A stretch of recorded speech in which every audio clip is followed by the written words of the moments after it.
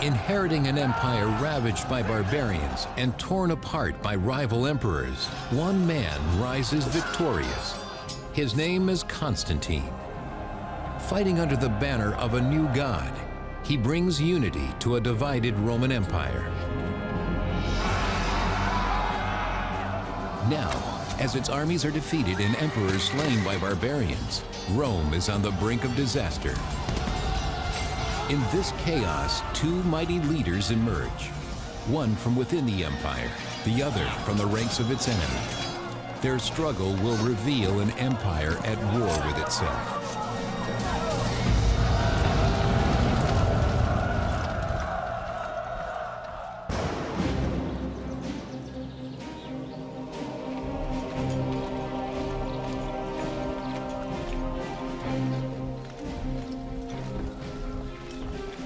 On the edges of the empire, Roman soldiers march off to defend the frontier villages from attack. A young boy named Stilicho proudly watches his father among them. Stilicho was the child of a mixed marriage, as it were. He had a Vandal father, but a Roman mother, and this meant that he grew up in a sort of context that was half barbarian and half Roman.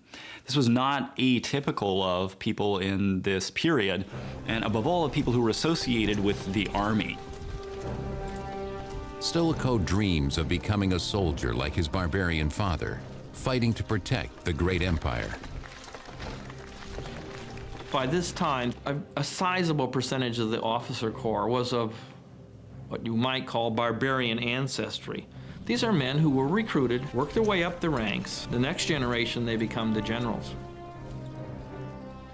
As ever fiercer tribes invade the empire, Rome's dependence on barbarian mercenaries grows by the day.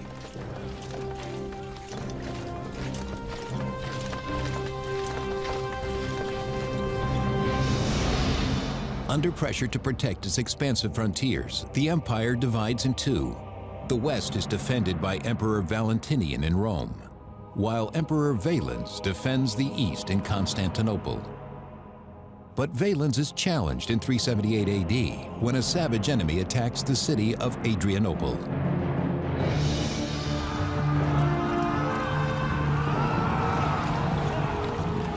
They are the Goths, and what they want is Roman land. They intend to destroy the Roman forces with muscle, steel, and fire, knowing the heavily armored Romans will quickly feel the heat as the battlefield burns. The Goths were far more numerous, and they had a lot to fight for. They'd been badly treated by the Romans, they'd been sold into slavery, they really had nothing to lose. During the Battle of Adrianople, Emperor Valens' soldiers are no match for the savage and relentless barbarian warriors. They attack, and everybody is pushed to the right. The Romans always edge to the right anyway, because you want to keep that right shoulder under the shield of the guy next to you. Now this is accelerated. Everybody compacts around the emperor because he's on the far right, the point of honor, and his men won't move. So we have this acceleration, this compactor process. The Goths come out of this circular deployment and surround the Romans and cut them down. The Emperor Valens himself falls on the battlefield, forced to fight for his life. It is a fight he quickly loses, sending his shocked soldiers into panicked retreat. When an ancient army breaks, mass slaughter always ensues. What made Adrianople even worse was that the Roman army was partly surrounded, and not everybody could run, so that in their haste to get away, Roman soldiers ended up killing one another, trampling on one another, and suffocating to death, simply in the vast confusion. 2/3 of the Roman army is lost. The late Roman historian, Ammianus Marcellinus, describes the carnage. Arrows whirling death from every side always found their mark with fatal effect, since they could not be seen beforehand or guarded against. The Battle of Adrianople is a turning point in Roman history. It's a turning point from which the empire cannot return. The army is largely gone, and there's no way of getting it back except to use the barbarians themselves.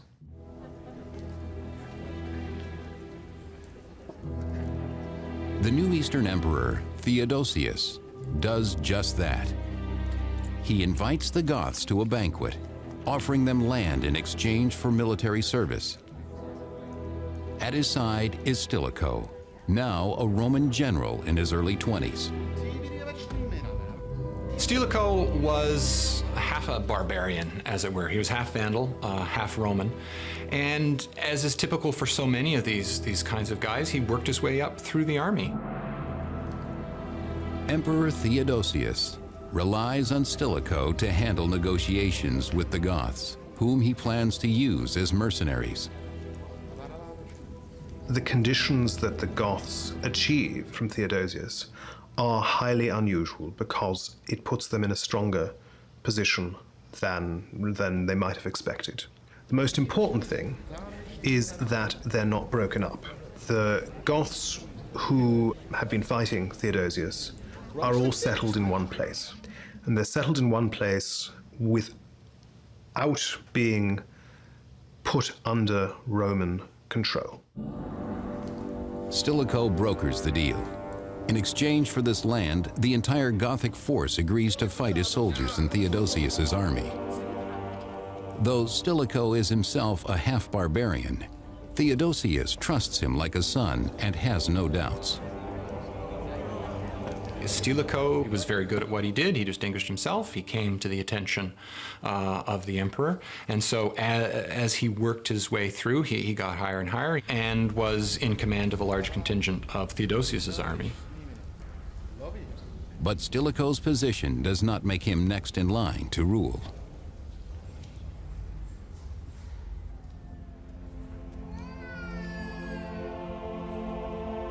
That honor falls on the emperor's biological sons, Arcadius and Honorius, who is born in Constantinople in 384 AD.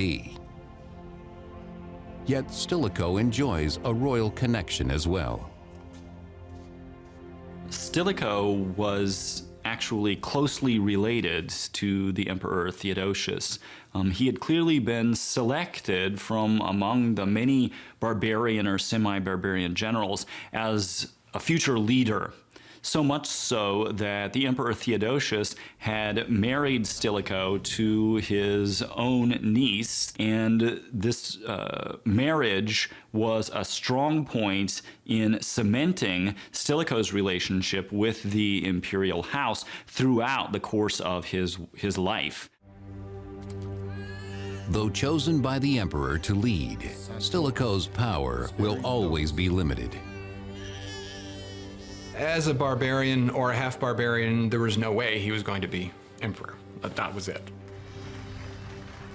Nonetheless, Emperor Theodosius knows he can rely on his most trusted general to help manage the Eastern Empire's biggest problem, the Goths.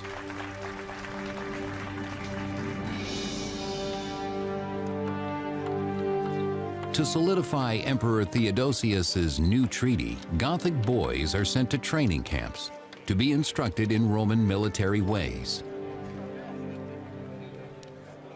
What is clear is that they weren't fully Roman subjects, but that they were obliged to serve the Roman army when the Roman emperor called on them to do so. As Theodosius's right-hand man, Stilicho ensures the young Goths are well-trained and loyal. There is one whose natural talent catches Stilicho's attention, the boy Alaric. Alaric had probably been born inside the empire, and he'd probably been raised inside the empire with full awareness of what a Roman military career was like. Taking Alaric under his wing, Stilicho cannot begin to imagine how their fates will be intertwined.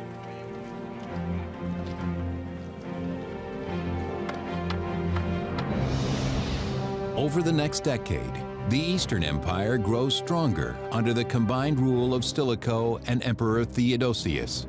But their authority is jeopardized when a betrayal in Vienne, Gaul, rocks the Western Empire in 392 AD.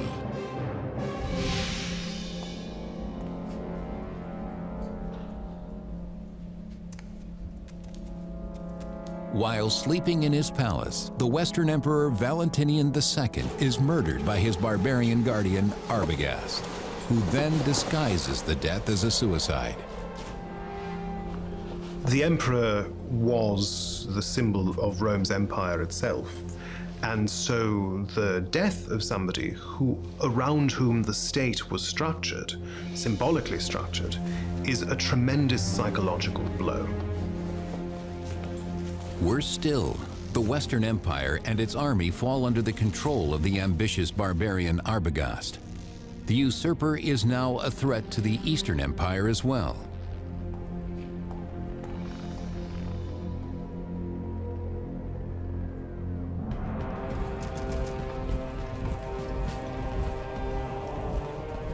Without delay, the Eastern Emperor Theodosius leads his army westward to confront the usurper. He calls upon his trusted general Stilicho to prepare the troops for battle. Stilicho was the master of the soldiers in Thrace and was in command of a large contingent of Theodosius's army at the time. Stilicho recruits the young Alaric, now a full-grown Gothic chieftain, and his tribesmen to fight alongside the Romans.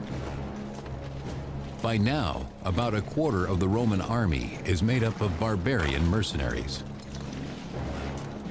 The Romans had become extremely reliant on non-Roman manpower with non-Roman leadership in a way that could potentially become very dangerous for the empire. Emperor Theodosius recognizes this danger, but he has devised a plan to destroy the usurper Arbogast and weaken the Goths in one powerful blow.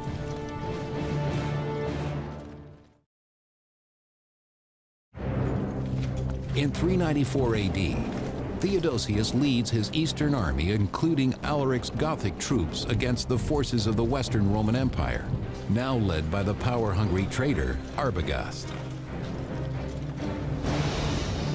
The battle takes place in 394 AD at the river Frigidus in modern-day Slovenia.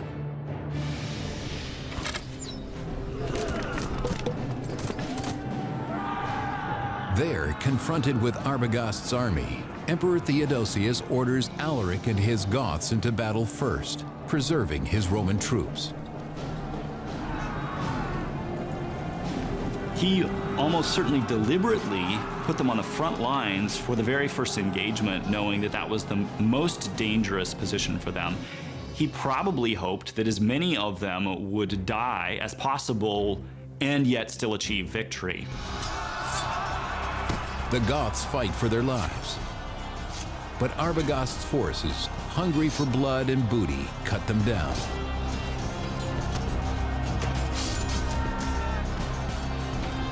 Just as defeat seems imminent, a fluke of the weather changes everything. It just so happened that the way that the troops were lined up, the winds were blowing very much against the forces of Arbogast and for the forces of Theodosius, so that the projectiles that were shot and thrown on the part of Arbogast's army failed to reach or have any effect on Theodosius's army. With this advantage, Emperor Theodosius defeats Arbogast soundly.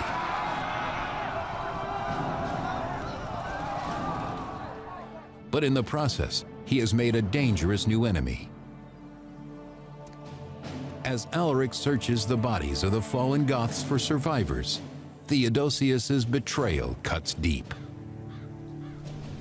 When the Goths were put on the front lines and used as cannon fodder or missile fodder for the troops of Arbogast, Alaric must have been furious. Never again will Alaric allow his people to be mere casualties of Roman glory.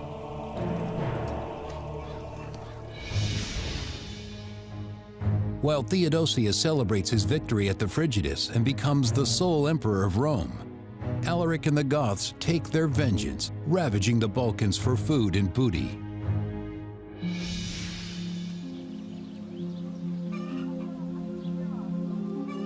There, Roman farmers, unarmed and vulnerable, are completely unprepared for the wrath of the Goths.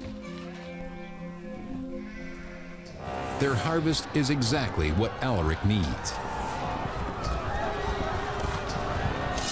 Alaric has nothing now to draw upon to support his people. He does not have access to local taxes. He does not have access to granaries. That means he can't feed his people. Alaric is now determined to feed his people with Roman grain, and the local Roman garrison can do little to stop him.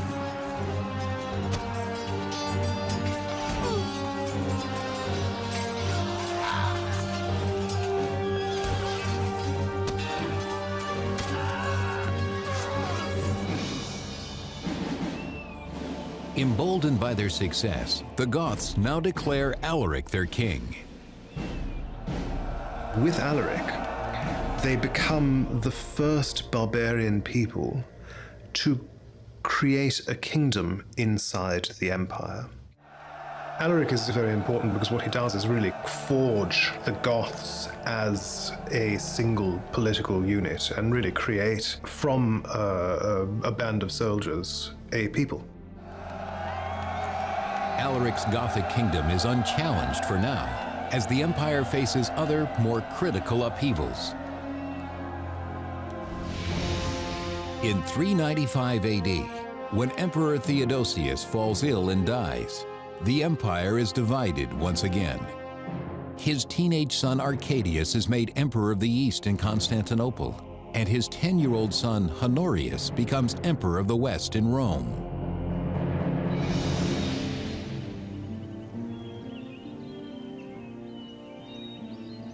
Theodosius's loyal general Stilicho is not forgotten.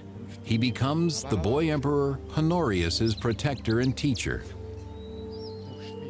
After Theodosius fell ill, it was Stilicho that he turned to for whatever reason. He says to Stilicho, according to one version or the other, that he wants him to be the regent of Honorius. Inexperienced in the tools of war, young Honorius relies on Stilicho for his expertise and guidance. Stilicho had a sort of patronizing relationship, a sort of godfather relationship with this child. I think Stilicho always saw Honorius as his little kid. But Honorius is an indifferent student. Stilicho keeps a keen eye on him. He knows that the future of the empire depends on his control of the boy.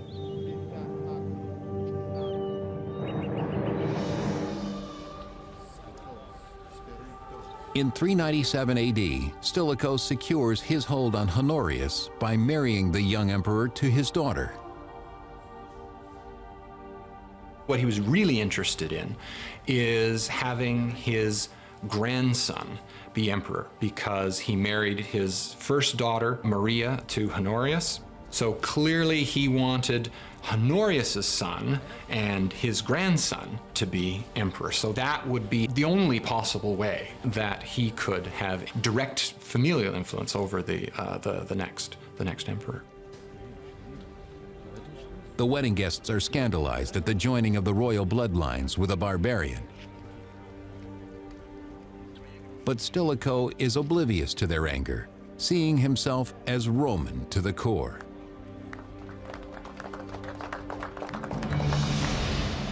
But Stilicho's power in Rome does not extend to the other young emperor, Arcadius, in Constantinople.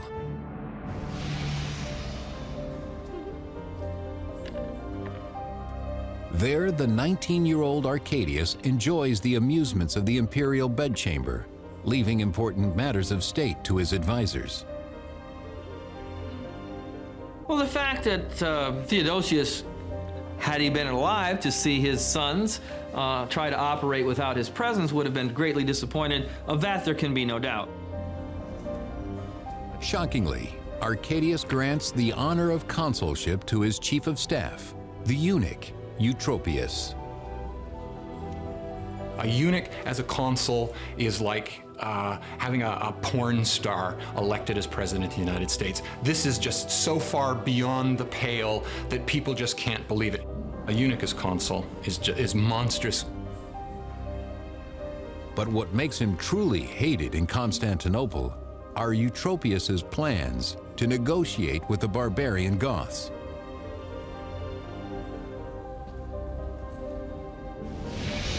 For 3 long years, Alaric and the Goths have raided the Balkans, pressuring Emperor Arcadius in Constantinople to give him the land that his people so badly need.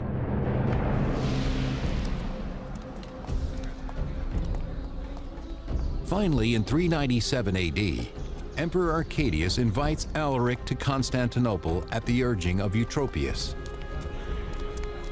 Indifferent to politics, the emperor leaves the negotiations to the eunuch. Eutropius executed an agreement between the Eastern Court and Alaric. And Alaric, this Gothic leader, certainly saw in that a tremendous advantage, particularly the advantage of being able to gain supplies and potentially land from the Eastern Court. In return, Alaric promises the Goths will once again fight for the Eastern Empire. But this deal leaves the people outraged. The Goths had regularly confronted the Romans in battle and actually defeated the Romans in battle. The Romans, therefore, had a huge amount of not so carefully disguised distaste for the Goths. Poisoned with hatred for their one-time enemies, the angry people will not be satisfied until the streets of Constantinople flow with Gothic blood.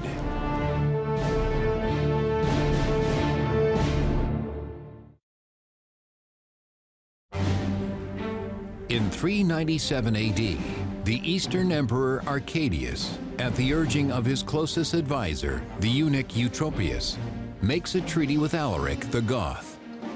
But anti-barbarian prejudice spreads like poison throughout the city.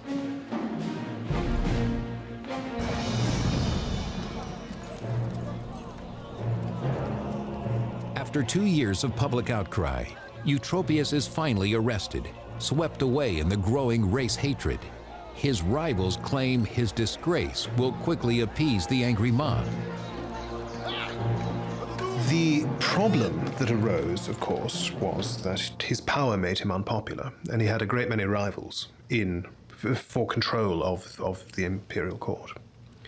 And one of the things they exploited was his willingness to negotiate with barbarians and with the Goths.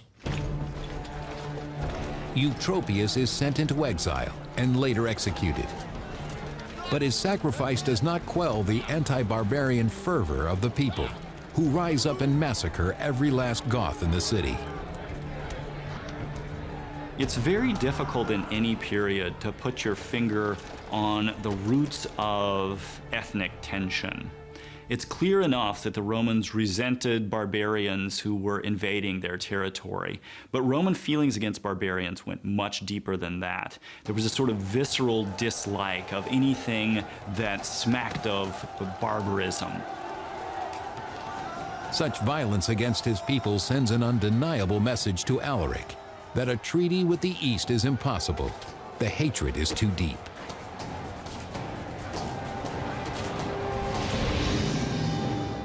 A desperate Alaric takes his people west to Italy, hoping to gain a favorable treaty from General Stilicho instead.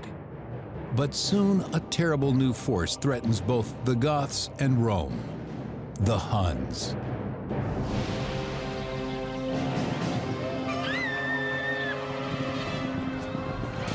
Sweeping into the tribal villages at the margins of the empire, the Huns attack and destroy everything before them.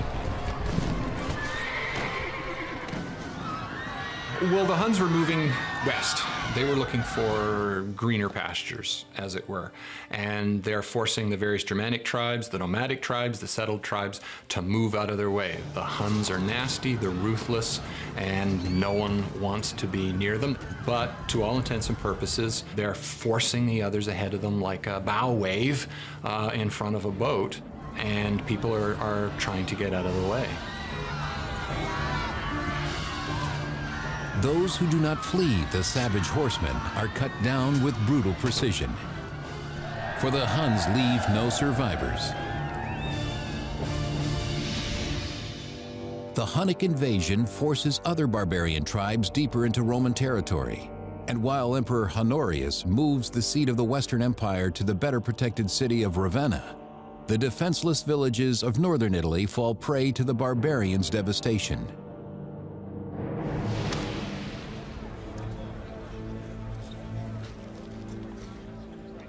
The dwindling Roman forces are overwhelmed. In the Italian field hospitals, General Stilicho watches the numbers of fallen soldiers grow daily, depleting an already sparse army. And I think that's one of the main problems that Stilicho faces. He just doesn't have a proper standing army. And it then becomes the major problem of the West. Throughout the 5th century, there isn't a standing army. Something happens, you gotta run around, pay guys, gather sort of whatever mercenaries and whatnot you can, and get off to the battlefield as quickly as you can. With each soldier he loses, Stilicho grows more desperate. In order to defend Italy, he needed more troops. And in order to take back the rest of the empire, he needed more troops. And he needed them because much of the Western Empire wasn't under his control. Being half barbarian himself, Stilicho feels his support in the army is waning. Now he has no choice but to turn to the one person who can help him secure more troops: the Gothic king, Alaric.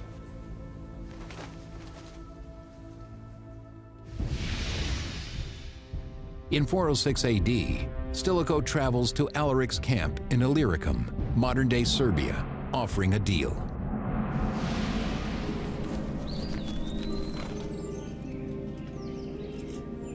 Alaric, eager for a treaty with Rome, welcomes Stilicho to his camp. Stilicho brings his old friend Alaric a gift to warm the Goth to his request. Stilicho desperately needed troops. There simply weren't enough Roman troops in Italy to go around. And the only reservoir of manpower was Alaric and his Goths. Stilicho also offers Alaric the position he's always wanted. In 404, he wants Alaric to be given a Roman command, and he's given a Roman command so that Stilicho can then use him as an army to capture Illyricum, so that he can then use that as a launching pad. Stilicho desperately needs Illyricum, a recruiting ground for soldiers that now belongs to the Eastern Empire. Alaric agrees to help him take it for the West, offering Stilicho a Gothic sword as a symbol of their treaty. From Alaric's point of view, this was a very good thing. He needed some way to keep his followers occupied so that they didn't simply drift away. He needed some way to keep them fed so that they didn't mutiny or depose him. Stilicho promises Alaric that his Goths will be well paid by the grateful Western Emperor Honorius. The two men embrace as allies once more.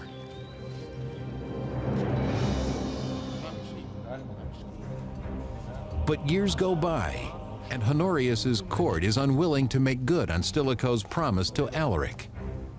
Stilicho finds he has lost influence over the young emperor. By now, Honorius is a full adult, doesn't need a guardian anymore. Stilicho's position versus Honorius's court, the inner circle, that is a very difficult one, because as Honorius grew into adulthood, his court distances him, Honorius, from Stilicho's influence. Feeding the emperor anti-barbarian propaganda, These advisors have delayed Stilicho's plan to work with the Goths for years. The Goths now demand to be paid for their service as promised. Stilicho needs to come to the Roman Senate, and he needs to ask that the senators themselves produce 4,000 pounds of gold in order to pay off the Goths for this. He has to do so in many ways over the protests of Honorius, so it's very clear that the two of them are beginning to part ways at this point. But Stilicho warns Honorius that if Alaric is not paid, the Goths will revolt, an event the emperor may not survive. Honorius at first agrees to this, but then his personnel official, who's named Olympius, believes that Stilicho is trying to do this so that Stilicho himself can set up his son, Eucharius, on the eastern throne. Scared and confused, Honorius believes Olympius's claims, making a decision that will spell disaster for both Stilicho and the Western Empire.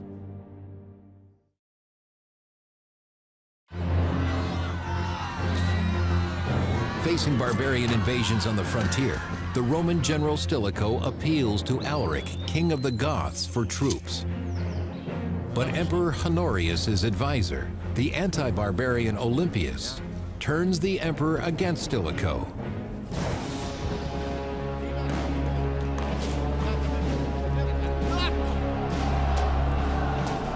Olympius and his like-minded officers incite the army to revolt against the half-barbarian general Stilicho.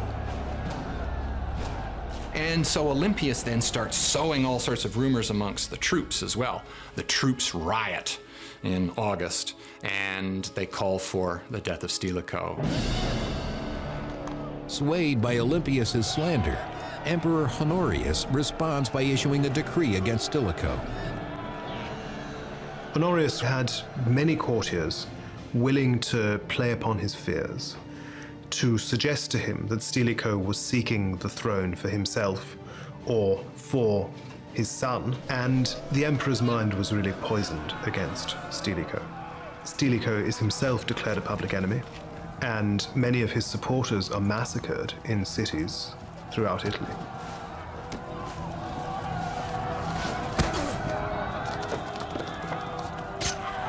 Ethnic hatred explodes among the populace. 5th century chronicler Orosius. Stilicho was sprung from the barbarian Vandals, that cowardly, greedy, treacherous, and crafty race.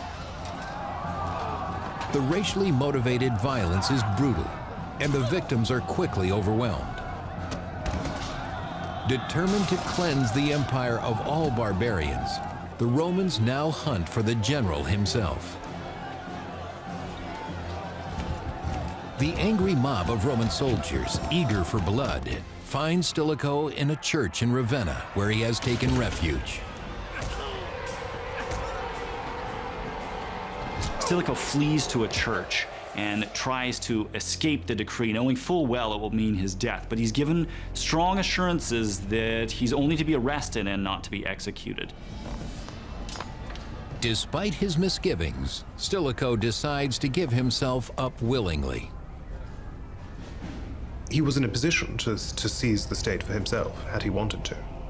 But he remained a loyal servant of the ruling family his whole life. Even at the end, when he was betrayed by the master he had served his whole life, he refused to rise up and resist. And it certainly spared Italy a civil war. Outside the church, among the angry mob, Stilicho finds Olympius waiting for him. Instantly, a second decree arrives ordering Stilicho's death. His attendants and bodyguards threaten that they will attack those who have been sent to arrest Stilicho, but Stilicho, in very noble fashion, agrees to allow himself to be killed so as not to stir up further trouble. Stilicho is stripped of the symbols that mark him as a Roman general. Stilicho himself is something of a tragic figure. He could quite easily have rebelled when he faced this hostility from his emperor, but instead he surrendered, left the church where he had taken sanctuary, and went quietly to execution. The great barbarian general is felled as those he sought to protect cheer on. His death excites the crowd, who are no longer satisfied by symbolic gestures.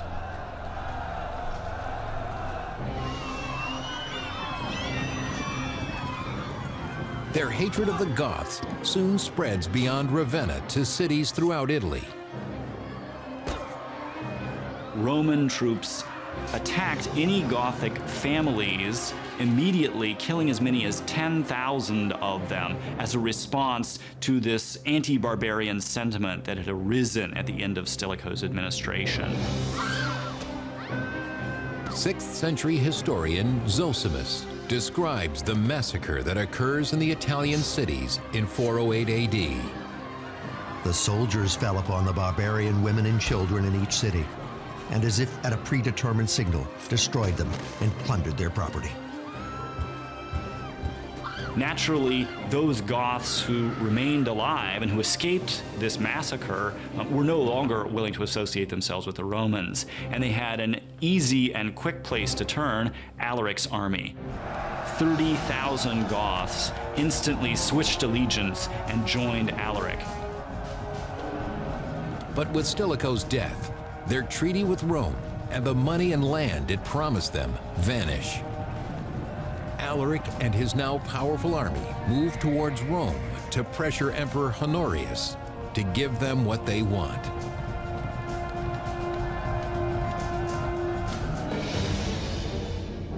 Alaric and his tribesmen invade Italy and lay siege to Rome in 410 AD. But Emperor Honorius, safe in Ravenna, refuses to negotiate with the Goths.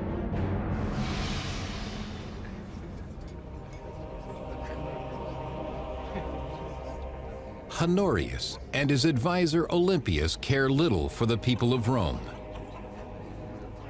So what little by little happens is Alaric's trying to do anything to get Honorius's government to sit across the table from him and talk shop. I mean, what's going on here? We're destroying Italy. All I want's a command, some place to take that command, and the court won't talk to him.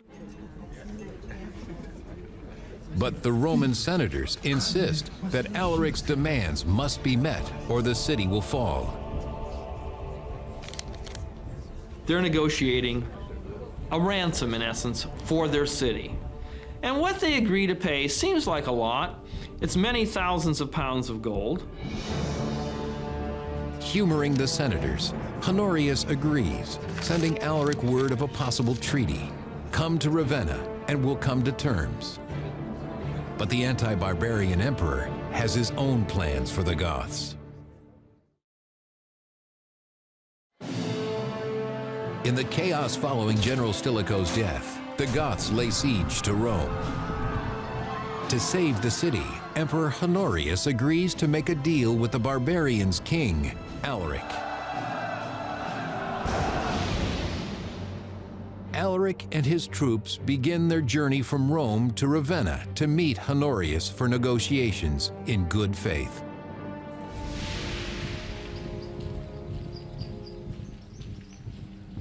But along the way, Alaric is ambushed by a group of mercenaries working for the emperor. The fact is that over and over again, the Romans display that they're only barely going to tolerate these barbarians, and that whenever possible, they're going to massacre them or put them in harm's way so that they'll be killed. As his men are cut down around him, Alaric knows he has been deceived by the Roman Empire once again.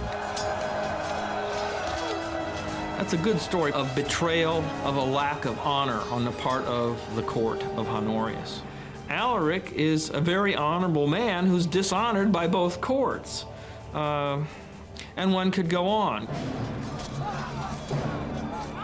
Alaric is done with peaceful negotiations.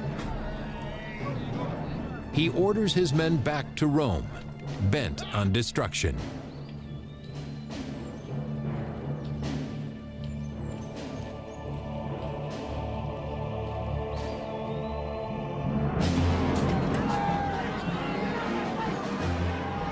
The Goths break through the gates of Rome in 410 AD and at long last enter the ancient Roman capital.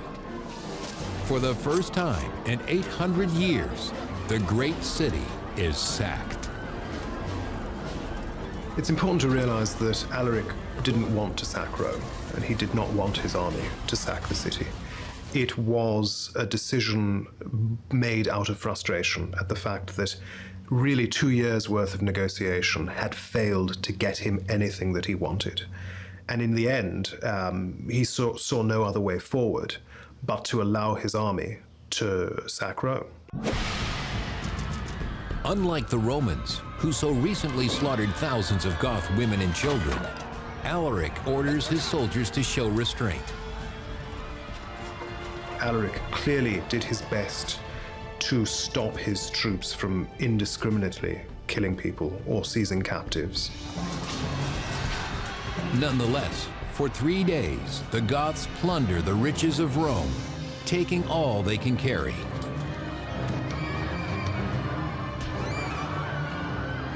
The sack of Rome would have been devastating in terms of the amount of treasure and money that was taken away from the city. And we can be sure that however mild it was, there were still a great many atrocities perpetrated. There's no question of that. But the deepest effect of the sack of Rome is psychological. A former citizen of Rome, Saint Jerome, writes mournfully about the devastated city. My voice sticks in my throat, and as I dictate, sobs choke my speech. The city which had conquered the whole world was itself conquered.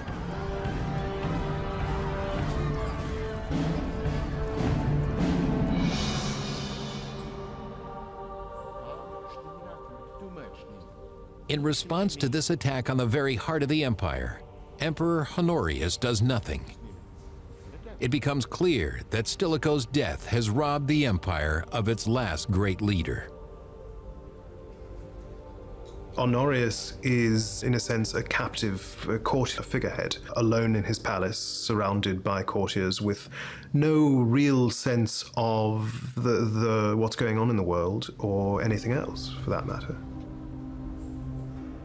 When confronted by refugees from Rome come to beg for aid, the emperor shows only annoyance, ordering this reminder of his failure to be removed.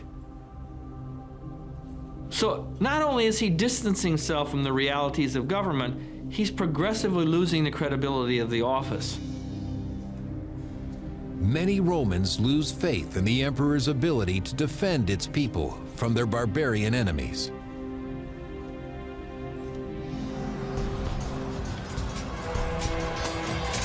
Their fears will be justified. As the Goths continue to savage the dwindling Roman army, the emperor is powerless to stop them. The Goths are here to stay.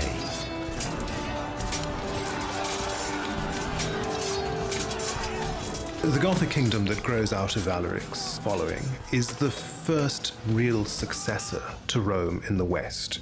It's the first part of Roman territory to fall away, and it's the first of many.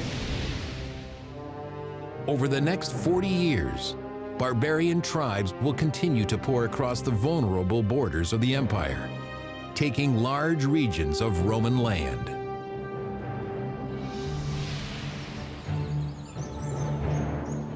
These losses and the fading of the empire were foreseen by General Stilicho, who tried desperately to stop them, only to earn his own execution.